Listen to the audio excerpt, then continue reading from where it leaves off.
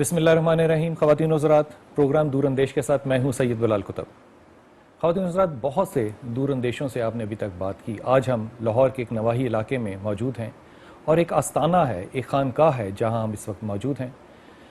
یہاں پہ آنے کا جو بنیادی مقصد تھا وہ یہ کہ 9/11 کے بعد جو مسلمانوں کی ایک تصویر ہمیں دکھائی جا رہی ہے، مسلمانوں کو ہی مسلمانوں کی تصویر دکھائی جا رہی ہے، جس سے کہ مسلمانوں سے ہمیں شاید اتنی محبت پیدا نہیں ہو رہی، اس کا ایک دوسرا رخ بھی ہم آپ کے سامنے لے کر آئیں۔ خانقاہ کے جو ماحول ہے، ان کے جو نظریات ہیں، ان سے ہو سکتا ہے آپ کا اختلاف ہو، لیکن ان کا تعلق جو ہے وہ کسی بھی طرح سے انتہا پسندی سے آپ قائم نہیں کر سکتے۔ آج میرے مہمان اور انتہائی عزت کے ساتھ میں ان کا آپ سے تعارف کراتا ہوں، جناب احمد سعید سیفی صاحب۔ السلام علیکم ورحمۃ اللہ وبرکاتہ۔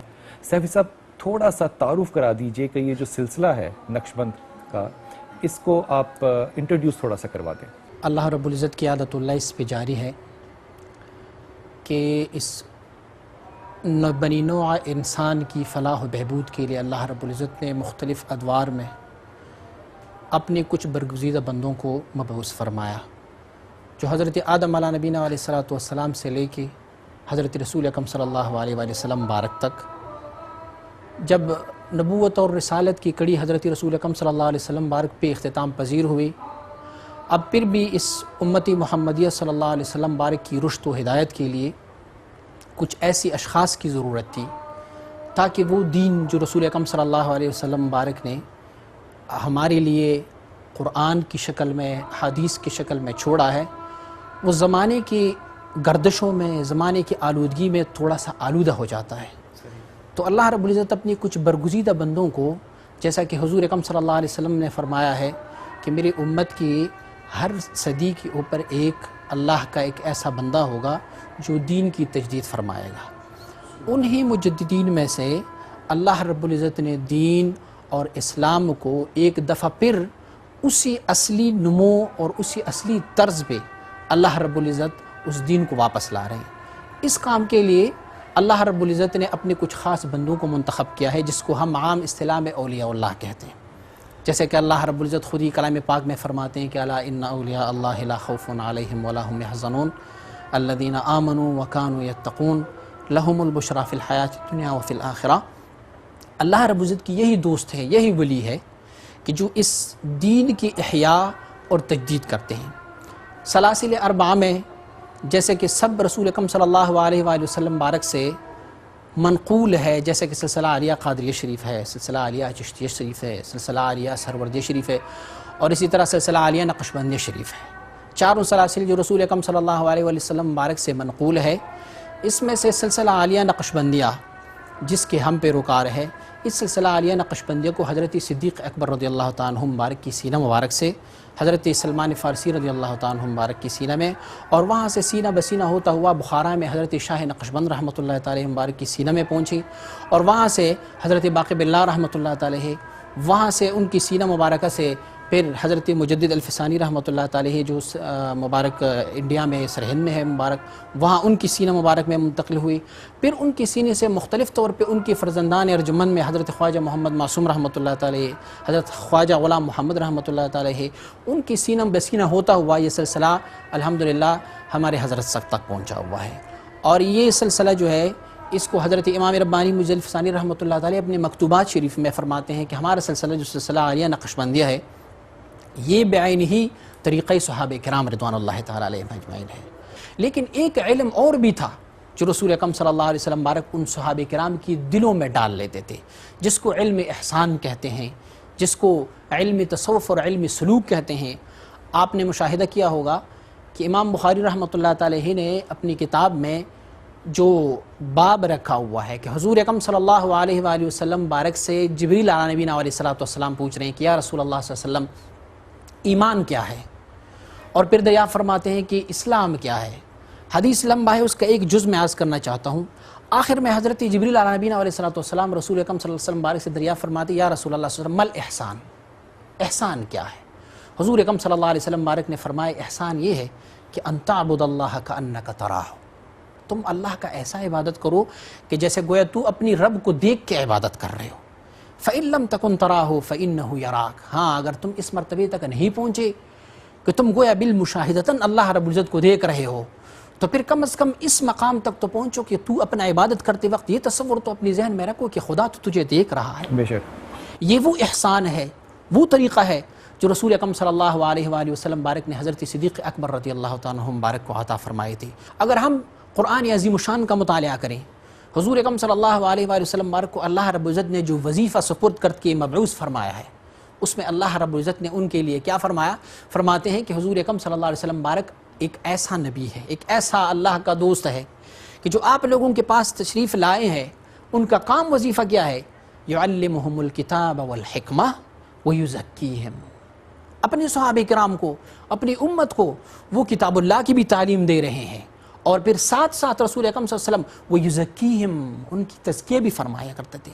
ظاہری بات ہے، مجھے میرے دل میں اگر کسی بندے کے ساتھ محبت نہیں ہوتی، جب تک کہ میرے دل میں اس بندے کے ساتھ محبت نہیں ہوتی، تو میں اس کی فرامین کو، میں اس کی کردار کو، اس کی اعمال کو اپنانے کی کوشش کبھی نہیں کروں گا، کیونکہ مجھے اس سے دلی محبت نہیں ہے۔ رسول اکرم صلی اللہ علیہ وآلہ وسلم مبارک نے صحابہ کرام کے دلوں میں یہ دین کی محبت، یہ اسلام کی محبت، یہ القاء کی، اسی کو ہماری مشائخ اعظام نے فرمایا کہ یہ ہے تصوف، یہ ہے سلوک جو امن و آشتی کا دن ہے، ایک ایسا سکون جس میں نہ شدت پسندی ہے، نہ خود پسندی ہے، نہ خود غرضی ہے۔ ایک صوفی جب اپنے باطن کی طرف متوجہ ہو جاتا ہے، حضرت امام ربانی مجلد ثانی رحمۃ اللہ تعالی فرماتے ہیں کہ اللہ رب العزت کی معرفت اس بندے پہ حرام ہے جس کو اپنا آپ ذوقاً کافر فرنگ سے بھی نچلا محسوس نہ ہو، یعنی پوری دنیا میں، پوری ہستی میں اپنے آپ کو وہ ہیچ جانے، وہ ایک خاک جان لے۔ جب ایک بندہ سلوک و تصوف کے اس مقام پہ مشرف ہو جاتا ہے تو پھر اس بندے کے دل میں بڑائی یا تکبر یا دوسروں کو ایذا اور نقصان پہنچانے کا تصور ہی نہیں ہو سکتا۔ بہت خوبصورت آپ نے فرمایا۔ میں نے اس حدیث کو سید صاحب اس طرح سے پڑھا کہ رسول پاک صلی اللہ علیہ وسلم نے یہ چادر اپنے سینے سے لگائی اور ابو ہریرہ کو عطا فرمائی۔ اس پہ آرگومنٹ نہیں ہے۔ یہ فرمائیے کہ جو ولی ہیں، ان ولیوں میں کوئی درجات بھی ہوں گے، کوئی بہتر ولی، کوئی درمیانہ، کوئی اونچے درجے کا ولی ہوگا؟ جی جی بے شک بالکل ہوتے ہیں۔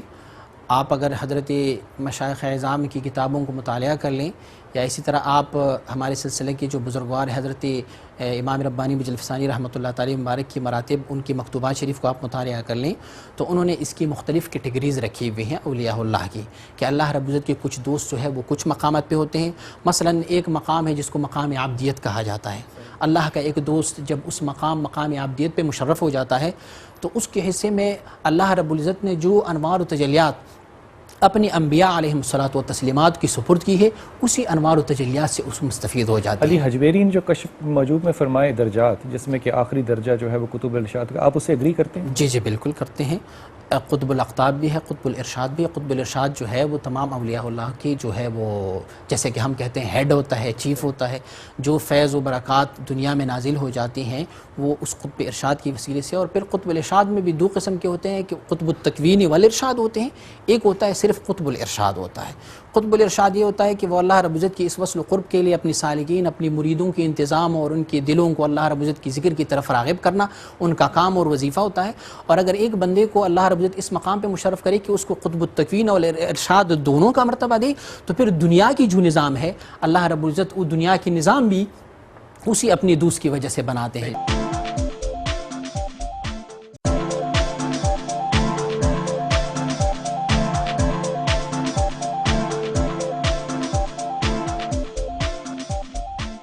اس میں جو آپ نے دو طرح سے بتایا کہ ایک قرآن کی وہ حصہ ہے قرآن کا جو کہ شریعت سے منسوخ ہے، جو ڈوز اینڈ ڈونٹس آف قرآن ہے۔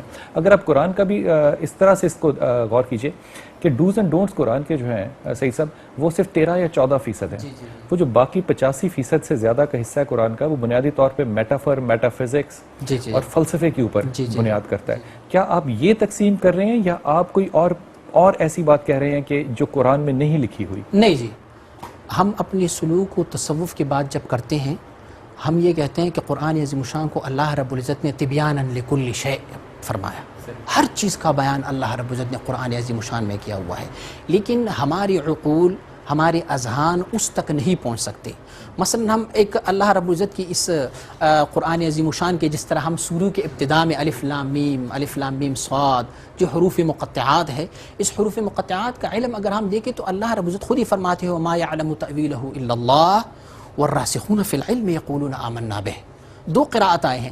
اب جو علوم ہے جو قرآن عظیم الشان کے اس حروف مقطعات میں موجود ہے، وہ علوم اللہ رب العزت نے ہر کسی کو نہیں دیا، وہ کچھ خاص اپنے بندوں کو اللہ رب العزت نے وہ علوم دیا۔ مثلا کچھ لوگوں نے الف لام میم کی تو اپنے حوالے سے تعریف لیکن کی، یہ جو ساری تعریف کریں گے یہ اپنی عقل سے کریں گے نا، یہ فیصلہ کیسے کریں گے کہ اس کا عقل اور جو مطلب ہے یہ دیکھیں اللہ نے اس کو سمجھا دیا؟ جس طرح کہ انبیاء علیہم الصلوات و تسلیمات کی جو فرامین ہے، انبیاء علیہم الصلوات و تسلیمات کی جو اقوال ہے، اسے ہم کبھی نہیں کہہ سکتے کہ وہ اپنی عقل کے مطابق وہ کر رہے ہیں۔ ہم نیا بات سن رہے ہیں ایک نبی سے جو ہمیں یہ فرما رہے ہیں کہ آپ نے ظہر کی نماز 4 رکعت پڑھنی ہے، اب اس پہ آیا کوئی ظاہری طور پہ نازل تو نہیں ہوا، ہم نہیں دیکھ رہے، قرآن نے ہمیں نہیں کہا کہ ظہر کی نماز 4 رکعت پڑھو، لیکن اگر ہم یہ کہیں کہ ہم اپنی ذہن کے مطابق سے یا نبی اپنی ذہن اور عقل کے مطابق کر رہے ہیں، یہ سراسر غلط ہوگا۔ نبی کے لیے اللہ رب العزت کی طرف سے وہ وحی ہو جاتا ہے جس کو وحی جلی اور وحی خفی ہوتا ہے۔ آپ نے ابھی طریقت کا ذکر کیا، اس طریقت کے حوالے سے جو لطائف ہیں ان کا کچھ ذکر کیجئے گا کہ یہ کیا چیز ہے؟ سلسلہ عالیہ نقشبندیہ کا میں چلیے ذکر کروں گا کہ سلسلہ عالیہ نقشبندیہ میں ہمارے مشائخ اعظام کا طریقہ یہ ہے کہ یہ مبارکین 7 لطائف دیتے ہیں۔ اس میں سے پہلا لطیفہ جو ہے وہ قلب کا ہے۔ اب قلب کو میں کیسے ثابت کر سکتا ہوں؟ اب اگر کوئی یہ پوچھ سکے کہ جی قرآن میں بھی کوئی قلب کا ذکر آیا ہے، تو قرآن عظیم الشان نے تو قلب کے بارے میں بہت کچھ کہا ہوا ہے، الا بذکر اللہ تطمئن القلوب اور سب کچھ۔ قلب جو ہے وہ پہلا سبق ہے سلسلہ عالیہ نقشبندیہ کا، جو بائیں پستان سے 2 انگل نیچے ان کا مرکز ہے، اور اس قلب کا ایک اصل بھی ہوتا ہے۔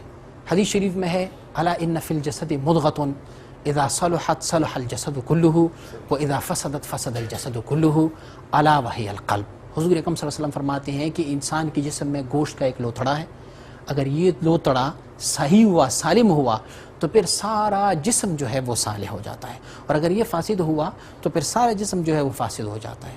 اور آقا صلی اللہ علیہ وسلم نے فرمایا کہ وہ کیا ہے؟ الا وہی القلب، وہ قلب ہے۔ اور دوسری حدیث شریف میں ہے رسول اکرم صلی اللہ علیہ وسلم بارک فرماتے ہیں کہ الشیطان جاسم علی قلب بنی آدم، شیطان نے اپنی چنگل انسان کی قلب کے اوپر لگائے ہوئے ہیں، لیکن یہ قلب اذا ذکر، جب وہ یہ قلب ذاکر ہو جاتا ہے تو خنس، شیطان بھاگ جاتا ہے، وہ اذا غفل، اور جب یہ قلب غافل ہو جاتا ہے تو وسوسہ، پھر شیطان اس پہ وسوسے ڈال جاتے ہیں۔ پہلا سبق ہمارا سلسلہ عالیہ نقشبندی کا لطیفہ قلب ہے۔ اسی قلب کو اس سالک مرید کو بتایا جاتا ہے، یہ قلب جاری کیسے ہوگا، جو قلب کیسے جاری ہوگا، اسے بتاتا رہتے ہیں کہ یہ یہاں پہ گوشت کا ایک لوتڑا ہے۔ دیکھیں، ایک اس قلب کی یہ حیت ہے، ایک اس قلب کی اصل ہے، جو ہمارے مشائخ اعظام نے فرمایا ہوا ہے کہ اس قلب کا ایک اصل ہوتا ہے جو عرش عظیم الشان سے فوق ہوتا ہے، اس کو ہم کہتے ہیں مضغہ، یعنی گوشت کا ایک لوتڑا۔ اور جو قلب سلیم ہے، جو قرآن نے جس کا ذکر کیا ہوا ہے، وہ قلب جو اصل ہے اس قلب کا، وہ عرش عظیم الشان سے فوق ہے، کیونکہ اس لطائف کو عالم امر کے لطائف کہتے ہیں، یعنی عالم امر جو کہ اللہ رب العزت نے لفظ کن سے پیدا فرمایا ہوگا۔ یہ لطیفہ قلب جب ذاکر ہو جاتا ہے تو چونکہ یہ قلب انسان کی جسم کا بادشاہ ہے، جب کسی مملکت کا، کسی سلطنت کا بادشاہ وہ جب صالح ہو جاتا ہے تو پھر رعایا خود بخود صالح ہو جاتا ہے۔ ایک قلب ہو گیا، یہ قلب ہوگا۔ اگلا سبق ہمارا جو ہے لطیفہ روح ہے، وہ دائیں پستان سے 2 انگل نیچے ان کا موضوع ہے، اور اللہ رب العزت رسول اکرم صلی اللہ علیہ وسلم بارک کو فرماتے ہیں کہ وَيَسْأَلُونَكَ عَنِ الرُّوحِ، آپ سے پوچھ رہے ہیں روح کے بارے میں، روح کیا ہے؟ قُلِ الرُّوحُ مِنْ أَمْرِ رَبِّي، کہہ دو یا رسول اللہ صلی اللہ علیہ وسلم کہ یہ روح جو ہے یہ میرے پروردگار کے امر کن سے پیدا ہوا ہے۔ اور وما يعلم تاویلہ الا اللہ کا جو میں نے پہلے ذکر کیا کہ جو اللہ رب العزت کی کچھ ایسے حروف مقطعات پہ موجود ہے جو اللہ رب العزت کی، جس کا علم اللہ نے کچھ خاص بندوں کو دیا ہوا ہے، اس طرح اس روح کے علم کا بھی اللہ رب العزت نے فرمایا کہ آپ لوگوں میں سے بہت تھوڑے لوگوں کو دیا ہوا ہے۔ اب کچھ یہ لوگ بھی کہہ سکتے ہیں کہ دیکھو روح تو حضرت جبریل علیہ نبینا علیہ السلام کو بھی کہا جاتا ہے، ہاں روح الامین جس کو کہا جاتا ہے، یا روح عام لوگوں کی کانسیپٹ میں یہ ہے کہ روح اس کو کہتے ہیں جو سانس ہم لے رہے ہیں، جو سانس ہم لے رہے ہیں اس میں، یعنی جس کی روح چلی جاتی ہے، ہم کہتے ہیں روح چلی جاتی ہے، نہیں، یہ روح وہ روح ہے یوم یقوم الروح والملائکۃ صفا لا یتکلمون الا من اذن له الرحمن وقال صوابا، قیامت والے دن انسانوں کی الگ صف ہوگی، ملائک کی الگ صف ہوگی، لیکن روح جو اللہ رب العزت کے امر سے پیدا ہوا ہے یہ ایک الگ جنس ہے، اس کا الگ صف ہوگا جب قیامت والے دن ہوگا۔ دوسرا سبق ہمارا اس لطیفہ روح ہے۔ تیسرا سبق جو ہے ہمارا سلسلہ عالیہ نقشبندیہ میں، اس کو لطیفہ سر کہتے ہیں. یہ بائیں پستان سے 2 انگل اوپر اس کا موضوع ہے. انہو یعلم السر و اخفا، اللہ رب العزت فرماتے ہیں وہ سر کا لطیفہ وہ ذاکر ہو جاتا ہے. اس کے بعد چوتھا سبق ہے خفی ہے. اللہ رب العزت اس لطیفہ خفی کو بھی مرشد کامل مکمل کی توجہ سے حیات عطا فرما دیتا ہے. پانچواں سبق جو ہے وہ اخفا ہے، سینے کے درمیان میں اللہ رب العزت اپنی کامل مکمل دوست کی توجہ اور ان کی نگاہ سے ان کو بھی ذاکر فرما دیتا ہے. چھٹا سبق ہمارا نفسی ہے، جو ماتھے میں ہے ہمارے، جہاں سے بال اگتے ہیں وہاں پہ ہے. یہ نفس پھر کئی اقسام کا ہے، جس کو نفس امارہ بالسوء کہتے ہیں، برائی پہ امر کرنے والا. لوامہ ہے، پھر ملہمہ ہے، پھر راضیہ ہے، مرضیہ ہے، مطمئنہ ہے. کئی اقسام ہے اس نفس کی. تو اللہ رب العزت نے اس نفس کے بارے میں جو مطمئن نفس ہوتا ہے اس کے بارے میں فرمایا یا ایتھا النفس المطمئنہ ارجعی الی ربک راضیۃ مرضیہ فادخلی فی عبادی وادخلی جنتی. اللہ رب العزت نے اس کے بعد ساتواں سبق ہے ہمارا قالبی، جس کو انسان کو اللہ رب العزت نے جب 4 چیزوں سے پیدا فرمایا کہ جس میں ہوا ہے، پانی ہے، مٹی ہے اور آگ، ان 4 عناصر میں سے اللہ رب العزت نے انسان کی تخلیق فرمائی ہے. ان 4 عناصر کو اس کو عناصر اربعہ کہتے ہیں. اس عناصر اربعہ کا مجموعہ ہم نے ایک لطیفہ بنایا ہوا ہے جس کو کہتے ہیں لطیفہ قالبی، یعنی قالب جسم کی طرف اشارہ ہے. آپ نے اپنے اس لطیفہ قالب میں یوں تصور کرنا ہوتا ہے کہ میرا پورا جسم، جو میرا جسم جسد ہے، یہ بمثل ایک ذرہ چھوٹا سا تصور کرتے ہیں اور اس پہ جو ہے وہ ذکر کر رہے ہوتے ہیں.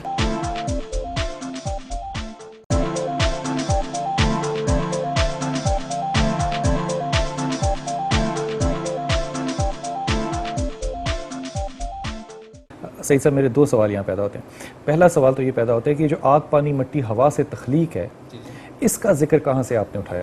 اس کا ذکر تو اللہ رب العزت نے حدیث شریف میں بھی ہمیں ملتا ہے کہ رسول اکرم صلی اللہ علیہ وآلہ وسلم مبارک نے، ترمذی شریف کا ایک حدیث ہے، نبی علیہ الصلوۃ والسلام فرماتے ہیں کہ جبریل علیہ نبینا علیہ الصلوۃ والسلام میرے ساتھ جب معراج کی رات جا رہے تھے تو اس معراج کی رات میں سدرۃ المنتہا تک پہنچے، آگے وہ میرے ساتھ نہیں جا سکے. سواری بدلی گئی پھر؟ جی، سواری بدلی گئی، رف آیا. رسول اکرم صلی اللہ علیہ وسلم، ہماری محدثین کرام نے لکھا ہوا ہے کہ اس میں وجہ کیا تھی کہ حضرت جبریل علیہ نبینا علیہ السلام باوجود کی علوی شان و مرتبت ہے لیکن رسول اللہ صلی اللہ علیہ وسلم مبارک کے ساتھ وہ آگے نہیں جا سکے. ہمارے محدثین کرام لکھتے ہیں اس میں مقصد یہ ہے کہ ملائکہ اعظام کو اللہ رب العزت نے مختلف چیزوں سے پیدا فرمائے. حدیث شریف میں کہ ایک نوع ملائک ہے کہ اللہ رب العزت نے اس کو آگ اور برف کو ملا کے ایک ملائکہ کو پیدا فرمایا ہے، جس کا تسبیح یہ ہے کہ اللہ رب العزت کی تسبیح کرتے ہیں کہ اللہ کا حمد و ثنا ہے اس ذات کے لیے کہ جس نے برف اور آگ کو ملا کے ایک جان پیدا فرمایا. کچھ ملائکہ اعظام جو ہے وہ یا خالصتاً ہوا سے بنے ہوئے ہیں یا خالصتاً نور سے بنے ہوئے ہیں. اسی طرح جبریل علیہ نبی صلی اللہ علیہ وسلم کی نہ جانے کا وجہ یہ تھا کہ اس میں 3 عنصر تو موجود تھے، یعنی ہوا، پانی اور آگ کا عنصر تو موجود تھا لیکن اس میں مٹی کا عنصر موجود نہیں تھا. مٹی کو اللہ رب العزت نے یہ قوت اور طاقت عطا فرمایا ہوا ہے کہ رسول اکرم صلی اللہ علیہ وسلم مبارک کا جس میں اطہر چونکہ ان 4 چیزوں کا مرکب تھا، فلہذا وہ اللہ رب العزت کے ان تجلیات و انوار کو سمو سکے. اگر ہم اس قلب کو اس جسم کا بادشاہ تصور کریں گے تو جب ہم قلب پہ توجہ دیں گے اور قلب جو ہے وہ اللہ کے ذکر پہ ذاکر کر لیں گے تو یقینی طور پہ ہمارے ہاتھ، ہمارے پیر، ہمارے جسم کے دوسرے اعضاء انہی کے تابع ہو جاتے ہیں. تو بس اس وجہ سے جب وہ صالح ہو جاتا ہے تو پھر سارا جسم بھی صالح ہو جاتا ہے. اس میں ایک ضمنی سا سوال میرے ذہن میں آیا. حضرت ابو بکر نے ایک دفعہ فرمایا کہ جو مسلمان کی زندگی ہے وہ یا الحمدللہ میں گزرتی ہے یا ان للہ سے، نہ وہ خوشی سے خوشی لیتا ہے نہ غم سے غم. یہ تصوف ہے. آپ اس ایگری نہیں کریں گے؟ جی میں ایگری کرتا ہوں، بالکل کرتا ہوں. اللہ رب العزت کے کچھ مخلوق ایسے ہوتے ہیں کہ وہ اللہ رب العزت کی طرف سے نازل ہونے والی خوشی اور غم دونوں کو اللہ کی طرف سے جانتے ہیں. وہ یہ سمجھتے ہیں کہ جب ان کو غم آ جاتا ہے تو پھر وہ یہ تصور کرتے ہیں کہ دیکھو اللہ رب العزت نے ہی نازل فرمایا اور میری محبوب کی طرف سے جو کچھ بھی ہوتا ہے وہ محب کو محبوب ہی ہوتا ہے. یہ جو آپ لوگ یہاں تعلیم کا جو ایک انداز کرتے ہیں، مدارس کا، مدرسہ تو نہیں ہے یہ، لیکن آپ پروبیبلی فالو کرتے ہیں درس نظامی. جی یہ درس نظامی کتنے سال تک ہے؟ ہمارے ہاں عام طور پہ کورس جو ہوتا ہے وہ 5 سال کا ہوتا ہے. 5 سال کا ہے. 5 سال کا تو کورس جو ہوتا ہے. درس نظامی کا سلیبس ہے اس کو پڑھانے کے لیے ہمارے پاس وہ اسٹرینتھ، وہ فیکلٹی موجود ہوتی ہے؟ جی جی بالکل ہوتی ہے. دراصل میں ہم جب اپنی خانقاہ میں کسی بھی شخص کو، کسی بھی مرید کو جو کچھ بتاتے رہتے ہیں، ہمارا خانقاہ جو ہے وہ آلریڈی کسی، چونکہ مدرسہ ہے ہی نہیں تو فلہٰذا نہ وفاق المدارس کے ساتھ ہے، نہ تنظیم المدارس کے ساتھ ہے، کسی کے ساتھ ان کا الحاق نہیں ہے. تو ہمارے ہاں جو نصاب پڑھایا جاتا ہے وہ ہم مختلف تنظیمات کی نصاب کو دیکھ کے اس میں سے منتخب کر کے اور پھر آخر میں جو ہے وہ دورہ صغریٰ اور دورہ کبریٰ کرواتے ہیں. مثال کے طور پہ جو درس نظامی ہے اس میں فلسفی، کاسمولوجی، اسٹرالوجی، یہ سارے اسلوب ہیں. ہم کیسے پڑھیں گے ان کو؟ دراصل میں اس طرح ہوتا ہے کہ ہمارے ہاں چونکہ یہ جدت ابھی تک آیا نہیں پورا، اور میں کہتا ہوں کہ یہ افسوس کی بات ہے کہ ہماری خانقاہوں میں، ہمارے آستانوں میں جو جدید علوم ہے وہ ابھی تک اس میں پوری طرح سے نہیں آیا. البتہ آئے ہوئے ہمارے یہاں پڑھنے والے ہمارے اپنے جو دوست وغیرہ ہیں ان کو ہم مختلف علوم کے حصول کے لیے پھر مختلف جگہوں پہ بھیج دیتے ہیں. مثلاً اب اگر ہم کمپیوٹر سیکھنا ہوتا ہے تو ہم اسے کسی کمپیوٹر کی کورس میں، یا اسی طرح اگر ہم نے کوئی لینگویج وغیرہ سیکھنا ہوتا ہے تو پھر ہمیں اسے لینگویج میں یا سائنس وغیرہ میں. ہمارے ہاں یہ ہوتا ہے عام طور پہ کہ نحو، صرف، منطق، اصول فقہ، عقائد، احادیث اور تفسیر پہ زیادہ زور دیا جاتا ہے. اب اس میں پھر سعید صاحب کوشچن آتا ہے، جو ہم منطق پڑھتے ہیں، منطق بنیادی طور پہ سقراط سے ہے. ہم منطق جو پڑھتے ہیں اس میں ہماری اپنی کو ایڈیشن ہے؟ جی ہم دیکھیں منطق میں ہمارا نظریہ یہ ہے کہ منطق میں کچھ مثلا ان کا ایک جزیہ ہے ہماری منطق کی کتابوں میں جس کو حیولا کہتے ہیں. یعنی اللہ رب العزت کی ذات کو وہ لوگ حیولا سے تشبیہ دیتے ہیں، وہ اللہ رب العزت کی ذات کا انکار کرتے ہیں. وہ کہتے ہیں جو کچھ ہو رہا ہے وہ زمانے کی ادوار سے ہو رہا ہے، سورج چھڑنے کی وجہ سے اور سورج غروب ہونے کی وجہ سے یہ سب کچھ، ہماری عمریں بھی بڑھ جاتی ہے اور اب گھٹ بھی جاتی ہے، اور سب کچھ جو ہوتا ہے وہ سورج کی وجہ ہو جاتا ہے. تو ہم ان کی اس نظریات کو اپنی کتابوں سے نکال چکے ہیں. ہمارے ہاں جو کتابیں پڑھائی جاتی ہیں جس طرح مجموع منطق ہے، یا اسی طرح ہمارے جو اساغوجی ہے یا میر اساغوجی ہم پڑھائے جاتے ہیں. یہ فرمائیے کہ جو گدی ہوتی ہے، جو کہ خلافت چلتی ہے، اس کا کیا کرائٹیریا ہوتا ہے؟ خلافت کیسے چلتی ہے آگے؟ ہمارے سلسلے میں، سلسلہ عالیہ نقشبندیہ میں، ہماری خلافت جو ہوتی ہے وہ نسب سے نہیں ہے. یہ نہیں ہے کہ میرا والد صاحب جو ہے وہ اللہ کے ولی تھے اور ان کی وفات کے بعد آٹومیٹکلی میں گدی نشین ہو گیا ہوں. کیونکہ ہمارے بزرگوں نے ہمیں یہ تعلیم دی ہوئی. حضرت امام ربانی بجلی ثانی رحمۃ اللہ تعالی نے اپنے مکتوبات شریف میں جا بجا لکھا ہے، فرماتے ہیں کہ یہ مشیخیت یا سجادہ نشی یہ جو ہے یہ کھلا یعنی ٹوپی اور عبا سے نہیں ہوتا کہ کسی نے کسی کو ایک خرقہ پہنا دی اور جی تم وہاں پہ بیٹھ جا. کیا ہوتا ہے؟ رسول اللہ صلی اللہ علیہ وسلم بارک کی رحلت کے بعد کیا ہوا؟ حضرت ابوبکر صدیق رضی اللہ عنہ کو خلافت ملی ہے. کیوں ملا؟ اسی لیے کہ حضرت ابوبکر صدیق رضی اللہ عنہ اس وقت کے صحابہ کرام کی سب سے افضل ترین شخصیت تھی، تو اس وجہ سے اس کو ملا. اسے اس وجہ سے نہیں ملا کہ وہ حضور اکرم صلی اللہ علیہ وسلم بارک کی اہل بیت میں سے تھے. اسی طرح ان کی وفات کے بعد حضرت عمر رضی اللہ عنہ کو، حضرت عثمان رضی اللہ عنہ کو، اور ہمارے سلسلے میں اگر آپ دیکھیں گے تو سلسلہ عالیہ نقشبندیہ میں آپ کو صرف حضرت امام ربانی بجلی ثانی رحمۃ اللہ علیہ کی اولاد میں سے ملے گا کہ ان کی وفات کے بعد حضرت خواجہ معصوم رحمۃ اللہ تعالی، اور ان کی وفات کے بعد جو ہے وہ معصوم ثانی رحمۃ اللہ تعالی، حضرت غلام محمد رحمۃ اللہ تعالی، ان مبارکین کو جو ہے وہ خلافت ملا. باقی ہمارے سلسلے میں سب یہ ہے کہ جس بندے کو جتنا کمال ملا ہے وہ اپنی کمال کے بل بوتے پہ. میں اپنی والد صاحب کی مثال پیش کروں گا کہ ہمارے والد صاحب کو جو ہمارا دادا مرشد تھا، جو ہمارے والد صاحب کا جو مرشد تھا، انہوں نے اس کو خلافت دی، لیکن باوجود اس کے کہ ان کی اپنی اولاد بھی موجود تھی، لیکن ان کو خلافت اور اپنی سجادہ نشین عطا کی. اور انہوں نے اپنی، ان کی بنیاد کیا بنتی ہے؟ ان کی بنیاد اس کی باطن کی طرف ہوتا ہے. شیخ سمجھ لیتا ہے کہ میرے اس مرید میں اتنا کمال ہے کہ یہ آگے مریدوں کی تربیت کر سکتا ہے. یہ ڈسکریشن سعید صاحب بہت مشکل کام نہیں ہے؟ بادشاہت کی طرف نہیں چلی جاتی ہے؟ میرے خیال میں بادشاہت تو اس کو کہتے ہیں کہ وراثت میں مل جائے، لیکن میں سمجھتا ہوں کہ یہ وراثت نہیں ہے. وراثت اسی لیے نہیں ہے کہ میرے والد صاحب نے اپنی کسی جانشین کو کسی وصیت نہیں فرمایا کہ فلاں کو میرا جانشین بنائے. میں دیکھتا ہوں کہ اپنے مریدین اور سالکین جتنی بھی ہے ان کا رویہ اور ان کا رجوع اللہ رب العزت جس بندے کی طرف کر لے وہی میرے والد صاحب کا نائب ہے.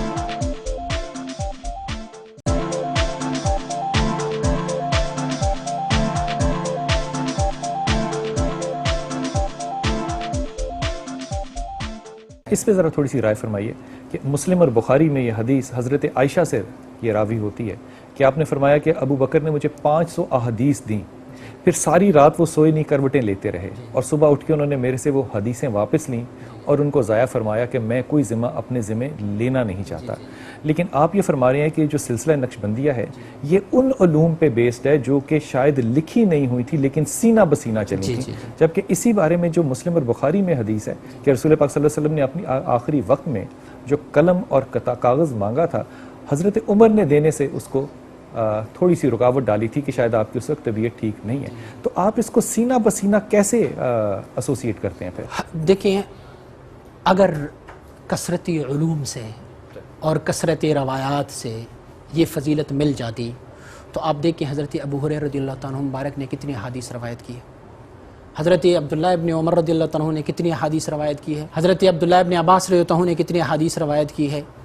اسی طرح آپ دیکھیں گے کہ حضرت عائشہ صدیقہ رضی اللہ عنہ مبارکہ نے کتنی حدیث کو روایت کی ہے، لیکن اس کے باوجود بھی حضور اکرم صلی اللہ علیہ وسلم مبارک کی وہ نعمت اور خلافت ان کو نہیں ملی۔ لیکن وہ خلافت تو بہت زیادہ نیگوسیشن کے بعد ملی نا، حضرت ابوبکر صدیق رضی اللہ عنہ کو بہت سے قبیلے تھے وہاں پہ، تھے بہت سے لوگوں نے رسالت ڈکلیئر کر دی، لیکن حضرت ابوبکر صدیق رضی اللہ عنہ کو کثرتی علم کی وجہ سے نہیں ملا۔ درست ہے۔ حضرت ابوبکر صدیق رضی اللہ عنہ کو صرف دیکھیں، حضرت ابوبکر صدیق رضی اللہ عنہ کا اپنا قول ہے، الحاوی نے لکھا ہوا ہے، وہ مبارک فرماتے ہیں کہ ما فضل ابو بکر بکثرت الصلاۃ ولا بکثرت الصوم ولا بکثرت الصدقہ ولکن بشیء وقر فی صدری۔ وہ مبارک فرماتے ہیں کہ ابو بکر صدیق کی فضیلت یہ کثرت نماز سے نہیں ہے، یہ کثرت صدقات سے نہیں ہے، کثرت روزوں سے نہیں ہے، ولیکن بشیء وقر فی صدری، یہ اس وجہ سے ہے کہ اس چیز کی وجہ سے ہے جو اللہ نے میری سینے میں ڈالا ہوا تھا، اس وجہ سے ہے جو فضیلت ہے۔ اگر ہم علم کے بیس میں یا کثرتی روایات کے بیس کو لے لیں گے تو پھر تو ہونا یہ چاہیے تھا کہ تمام قبیلے مل کے خلافت ابو ہریرہ رضی اللہ عنہ کی سپورٹ کیا کرتے ہیں۔ کیوں؟ سب سے زیادہ روایت تو حضرت ابو ہریرہ رضی اللہ عنہ، لیکن ان کی پولیٹیکل سٹینڈنگ نہیں تھی نا بالکل۔ اب میرے خیال میں دین پولیٹیکل کی طرف نہیں دیکھتا، اسلام جو ہے وہ ایک شخص کی علمیت اور اس کی اصلیت کی طرف دیکھتا ہے۔ لیکن سب سے زیادہ جو فتوحات ہیں دین کی وہ عمر کے زمانے میں، جی بالکل بے شک ہوئی ہے، اور وہ پولیٹیکل سٹیٹ اگر نہ قائم بالکل کرتے ہوئی آج ہے، تک تبلیغ نہ ہوتے۔ اس سے کوئی اختلاف نہیں ہے، اسی لیے کہ حضرت عمر رضی اللہ عنہ کے بارے میں رسول اکرم صلی اللہ علیہ وسلم فرماتے ہیں اگر میرے بعد کسی نبی نے آنا ہوتا تھا تو وہ عمر ہوتا، حضرت عمر رضی اللہ عنہ مبارک ہوتا، اس میں کوئی ڈاؤٹ نہیں ہے۔ لیکن مسئلہ پھر بھی وہی آ جاتا ہے کہ جب اللہ رب العزت نے اپنے ایک خاص بندے کو کوئی ایسے علوم عطا فرمائے جو ان کے سوا کسی اور کو عطا نہیں فرمائی۔ یہ فرمائیے کہ یہ جو ایک سلسلہ ہے نقشبندیہ کا جسے کہتے ہیں قلب جاری کرنا یا ضرب لگانا، یہ اسکول کیا ہے؟ دراصل میں ہم قلب کو یہ نہیں کہتے کہ آپ قلب کو ضرب لگاؤ، ہم کہتے ہیں تم اپنی قلب میں اللہ کا ذکر۔ اب ظاہری بات ہے کوئی یہ بھی کہہ سکتا ہے کہ یہ قلب جو ہے اس میں تو نہ منہ ہے، نہ ہونٹیں ہیں، نہ زباں ہے، تو کیسے بھی اللہ کا ورد کیسے کرے گا؟ میں اس سے پہلے ایک بات آپ سے عرض کروں، خدا نے سورہ بقرہ میں فرمایا کہ میرا ذکر کرو اٹھتے بیٹھتے لیٹتے کروٹوں کے بل، لیکن ذرا زیادہ۔ اس میں یہ نہیں کہا کہ قلب سے کرو۔ جی جی بالکل۔ اچھا، اس میں تو یہ نہیں کہا، لیکن رسول اکرم صلی اللہ علیہ وسلم حضرت عائشہ صدیقہ رضی اللہ عنہ، ترمذی شریف کا حدیث ہے، حضرت عائشہ رضی اللہ عنہ فرماتی ہیں کان رسول اللہ صلی اللہ علیہ وسلم یذکر اللہ فی کل احیان، رسول اللہ صلی اللہ علیہ وسلم اللہ کا ذکر کیا کرتے تھے فی کل احیان، ہر حین میں۔ آپ مجھے یہ بتائیں کہ جب رسول اللہ صلی اللہ علیہ وسلم کھانا کھاتے ہوتے تھے تو پھر وہ ذکر کیسے ہوتا؟ جیسے ہم آج کرتے ہیں، مثلاً کھانا کیسے؟ کھاتے ہوئے ذکر کر رہے ہیں، مثلاً کیسے؟ اپنی زبان سے، خیال سے۔ میں اگر نوالہ میرے منہ میں رہے تو میرا منہ اور ہونٹ اور زبان جو ہے وہ تو اس نوالے کے ساتھ لیکن صحیح صاحب میرا ذہن تو خالی ہے نا، میں ذہن سے تو کر سکتا ہوں نا، خیال میں کروں گا نا ذکر۔ بس یہ آپ جس کو ذہن کہتے ہیں اسی کو قلب کہتے ہیں۔ اس کا معنی ہوا آپ جس کو ذہن کہتے ہیں، دیکھیں رسول اللہ رب العزت فرماتے ہیں رجال لا تلہیہم تجارۃ ولا بیع عن ذکر اللہ، اللہ کے کچھ ایسے بندے ہیں کہ جس کو لہو میں نہیں ڈال سکتے خرید اور فروخت اللہ کے ذکر سے۔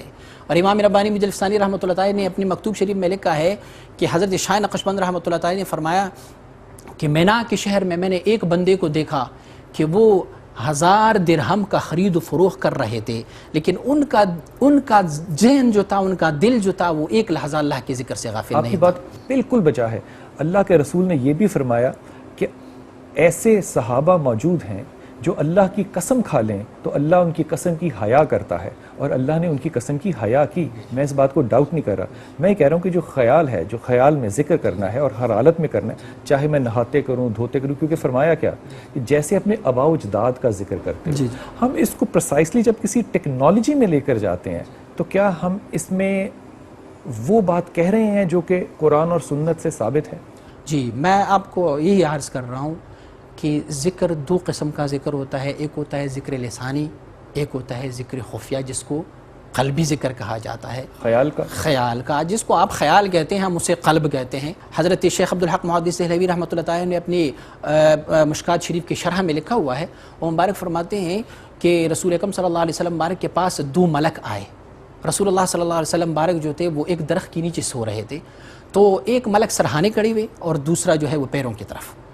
ایک ملک نے دوسرے کو کہا کہ یہ شخص سو رہا ہے. دوسرے ملک نے کہا نہیں، یہ ان کی آنکھیں تنام عینی ولا ینام قلبی. نبی علیہ الصلوۃ والسلام خود ہی فرماتے ہیں میری آنکھیں تو سو جاتی ہیں لیکن میرا قلب جو ہے وہ. حضرت عائشہ سے بھی یہ حدیث منسوب ہے، آپ نے ان سے فرمایا کہ میری آنکھیں سوتی ہیں، میرا قلب جو ہے وہ ذکر کرتا ہے. یہ طریقہ کیا ہے قلب کے ذکر؟ قلب کے ذکر کا طریقہ یہ ہے کہ آپ نے جس طرح کہ آپ نے کہا کہ ہم ذہن میں ذکر کریں گے، ہم تصور کریں گے کہ ہمارے قلب میں جو ہے وہ اللہ رب العزت کا ذکر ہو رہا ہے. اللہ ہم اگر کام کریں، روزگار کریں، کھائیں پئیں، جو کچھ بھی کریں، ہم اپنی دل کی طرف، اپنی قلب کی طرف متوجہ رہیں کہ وہ اللہ رب العزت کے ذکر پہ ذاکر ہے. لیکن یہ ذکر ہمارے مشائخ نے لکھا ہوا ہے، امام ربانی مجلس ثانی رحمۃ اللہ تعالی نے لکھا ہوا ہے کہ یہ ذکر جو ہے وہ اکیلا خود کرنے سے نہیں ہوگا، کیونکہ انسان کے پاس کئی نفس ہے، شیطان ہے.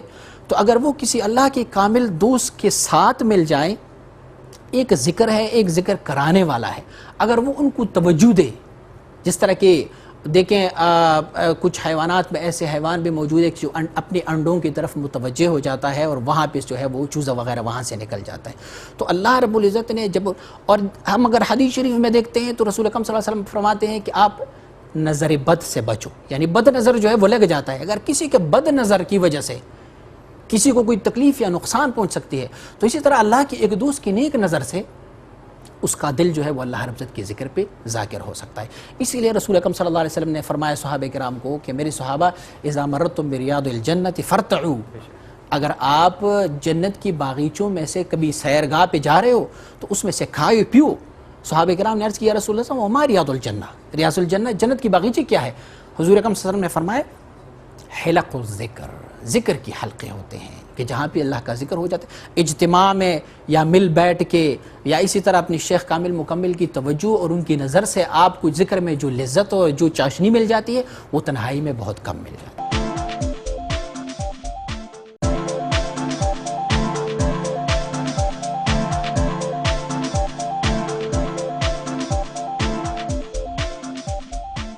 اس کا مطلب چلتے پھرتے بھی ذکر ہو سکتا ہے لیکن شاید کم ہو سکتا ہے.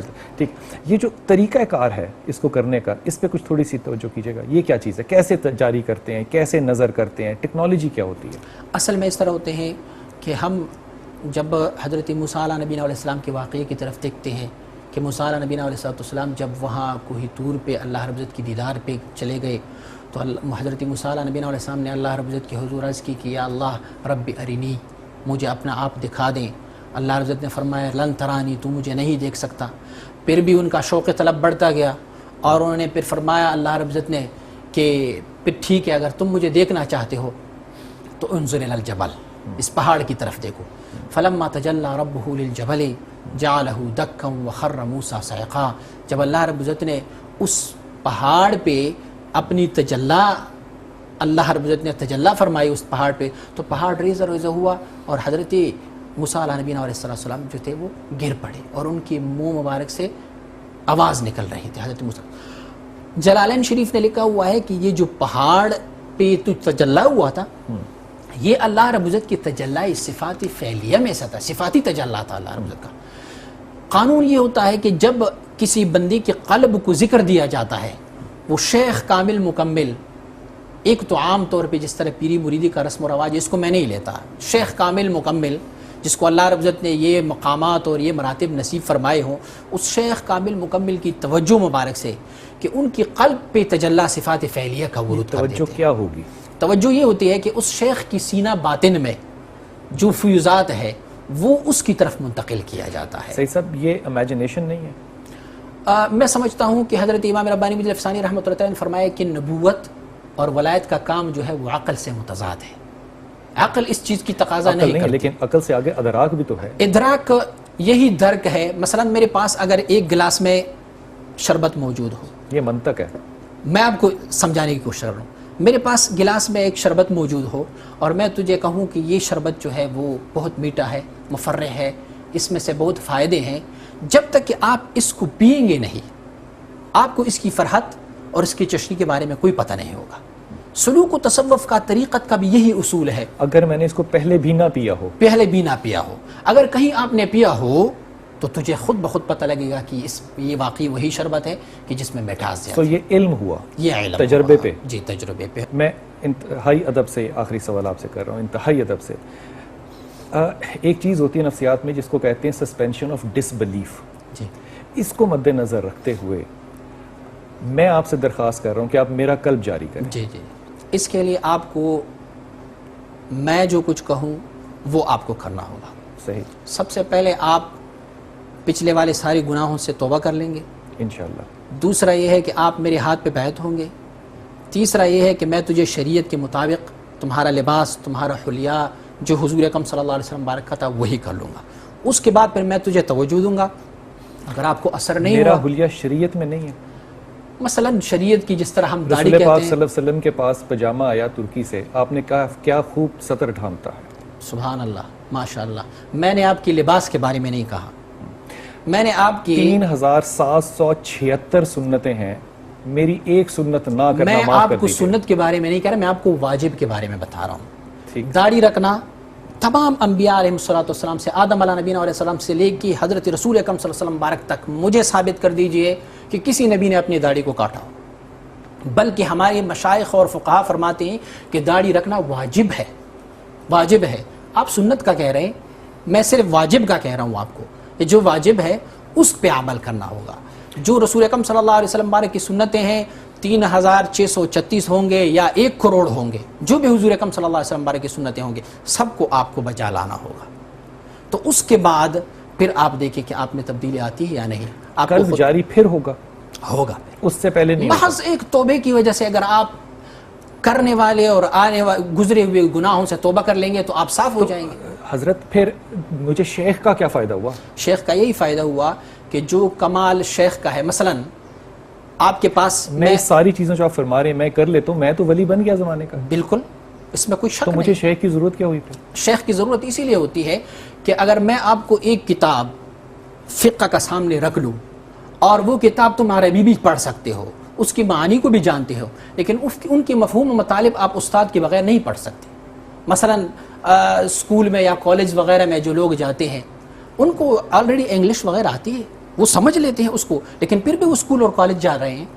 صحیح. تو اسکول اور کالج جانے کے لیے جب وہ لوگ کسی استاد کو منتخب کر لیتے ہیں تاکہ وہ دیکھیں، حضرت مولانا روم رحمۃ اللہ تعالی فرماتے ہیں کہ پیر رکھنا یعنی شیخ کے پاس جانا کیوں لازم ہے. وہ فرماتے ہیں کہ انسان کے پاس ایک نفس ہے، ہیچ نفس را نہ کشد جو ذل پیر، دامنی آن نفس کشرا سخت گیر. دیکھیں اگر میں نے آپ نے اپنی کتابوں میں پڑھ لیا اور آپ کہتے ہیں کہ میں ولی ہو گیا ہوں، ہاں آپ ابھی بھی خام ہے، اسی لیے کہ تم نے کہا میں، جبکہ سلوک و تصوف میں اس میں کو ختم کر رہا ہے. میں نے آپ کو پہلے عرض کیا کہ اگر آپ کسی کامل مکمل شیخ کی زیر سایہ نہیں رہیں گے تو پھر آپ یہی سوچیں گے نا کہ رات کو میں 3 بجے اٹھ کے تہجد کر رہا ہوں، دیکھو سب لوگ سو رہے ہیں میں تہجد کر رہا ہوں. تم نے پھر بھی اپنی بڑائی کی. نہیں، آپ کو شیخ تمہاری نفس کو وقتاً بوقتاً ذلیل کرتا رہے گا. آپ کی نفس کو ذلیل کرتا ہوا آپ کو اللہ کا ایک عبد بناتا ہے. بالکل بے بجا. صرف آخری بات یہ، شیخ جب یہ مرید کے ساتھ کر رہا ہے تو شیخ کی یہ میں نہیں ہے. نہیں جی، شیخ آپ اس شیخ سے پوچھو کہ تمہارا کیا مقام ہے، وہ شیخ تجھے بتائے گا. میں اپنے آپ کو تمام دنیا کی کافر فرنگ سے بھی نیچا تصور کرتا ہوں. جس نے کہا میں، ایک ہوتا ہے اظہار نعمت. مثلا آپ میرے پاس آ جاتے ہیں، میرے پاس ایک چیز موجود ہے، گلاس موجود ہے میرے پاس، میں تجھے کہتا ہوں یار میرے پاس بہت پیارا گلاس موجود ہے. یہ اللہ رب العزت کی امر کی مطابق نعمت کی اظہار ہے کہ اللہ نے مجھے فرمایا کہ وَأَمَّا بِنِعْمَةِ رَبِّكَ فَحَدِّثْ. میرے پاس اگر کوئی علم ہے اور آپ میرے پاس آتے ہیں تو میں اپنی علم کی اظہار اسی لیے آپ سے کر رہا ہوں تاکہ میں اللہ کی اس امر کے مطابق جب آپ مجھ سے فائدہ لیں. لیکن اگر میں نے کہا کہ میں، تو پھر تو سلوک و تصوف سب کچھ ختم ہو گیا. آپ ان مشائخ سے پوچھیں. دیکھیں حضرت امام ربانی الفسانی رحمۃ اللہ تعالی کتنے بڑے اللہ کے ولی ہے، دوست ہے. آپ ان کے مکتوبات شریف کو دیکھیں، وہ اپنے آپ کو کہتے ہیں مدبر، سیارو، مقصر. میں وہ بندہ ہوں کہ میرا کوئی عمل بھی اس لائق نہیں کہ اللہ اس کو قبول کر لے. یہ ملامتی ایک فرقہ اور نہیں بن جائے گا؟ نہیں، میرے خیال میں ملامتی جو ہے وہ اس طرح ہے کہ وہ اپنی ہر عمل کو جو ہے وہ اللہ رب العزت کی بارگاہ میں قبولیت کا شرف نہیں دے رہا. لیکن ہم کہتے ہیں کہ ہمارا جو بھی عمل ہے اللہ کے امتثال امر سے وہ لیاقت اس چیز کی ہے کہ وہ قبول ہو، لیکن یہ نہیں ہے کہ وہ حتماً ہی اور لازماً قبول ہو. میں آپ کا بہت زیادہ مشکور ہوں، آپ نے بہت زیادہ وقت دیا. انشاءاللہ دعاؤں میں یاد رکھیے گا. انشاءاللہ ضرور. خواتین و حضرات، رسول پاک صلی اللہ علیہ وسلم نے فرمایا 2 چیزوں پہ رشک کیا جا سکتا ہے. ایک اس مالدار پہ جو مال اللہ کی راہ میں خرچے، اور ایک اس علم پہ جو علم لوگوں کے نفع کے لیے استعمال کیا جائے. انشاءاللہ اگلے ہفتے ملاقات ہوگی. السلام علیکم ورحمۃ اللہ وبرکاتہ.